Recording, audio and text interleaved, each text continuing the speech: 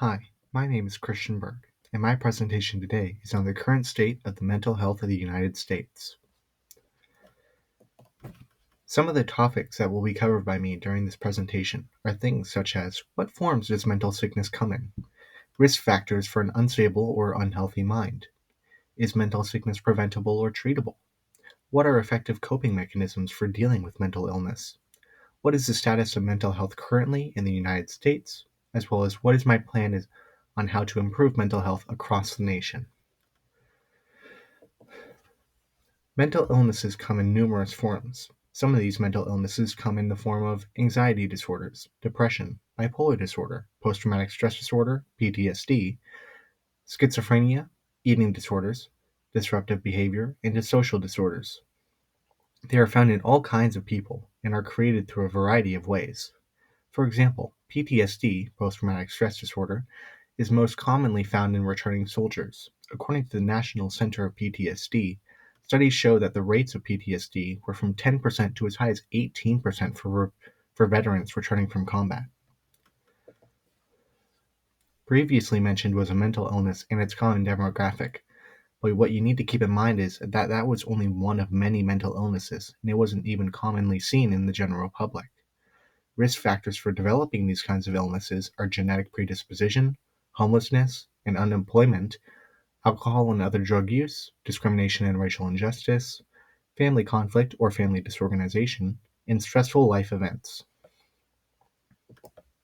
While there isn't much that you can do about your genetics, what you can do to avoid homelessness and unemployment is maintain healthy work relationships and prepare safety nets in case of emergencies. To make sure that drug and alcohol abuse don't become risk factors, maintain awareness of alcohol consumption and avoid drug use unless absolutely necessary. To avoid discrimination and racial injustice, your best option, really, is to try and avoid situations where discrimination might arise. To avoid family conflict, try to maintain regular and healthy contact with your family. In the case of a stressful life event, seek therapy if you feel that the burden is too much to bear with.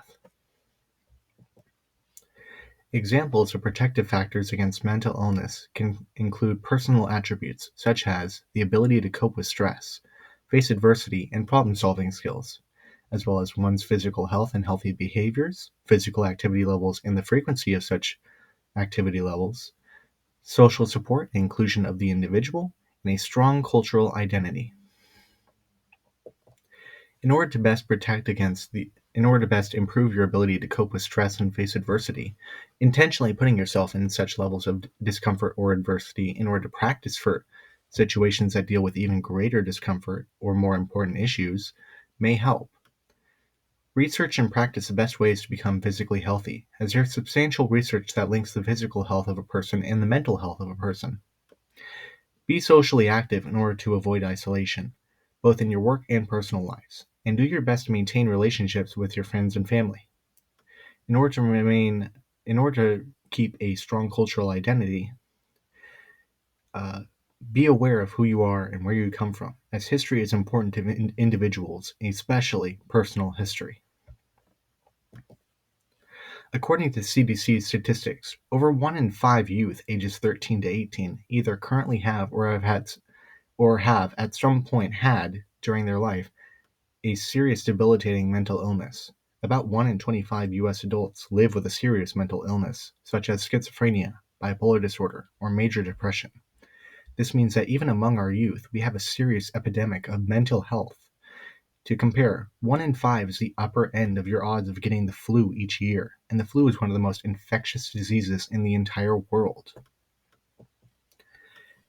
In order to treat countrywide mental illness, you need to start at its base. Begin with programs for children, regular checkups on how mentally okay they are. If they do not seem fit enough to attend school, get them immediate treatment in whatever form that might take, therapy, mood stabilizers, etc. Next, we will increase the availability of mental health care to the general public. We will do this by decreasing the cost of schools specialized in teaching people how to deal with mental illness. After that, we will promote public health campaigns, raising awareness of how mental illnesses develop and how to best combat them if such issues do arise, with special consideration as to what is an illness versus what is a difference between people. different political views, autism, ADHD, dyslexia, etc. Lastly, we will do our best to make sure that each of these programs remains permanent unless it is proven to be unnecessary or is replaced by a more effective program. Thank you for listening to my presentation. Here are my sources used for information in making this presentation. Things such as the National Institute of Mental Health, Mental Health Foundation, Substance Abuse and Special Health Services Administration, Wheel Institute for Neurosciences, National Center of PTSD, and the CDC Statistics on Mental Health.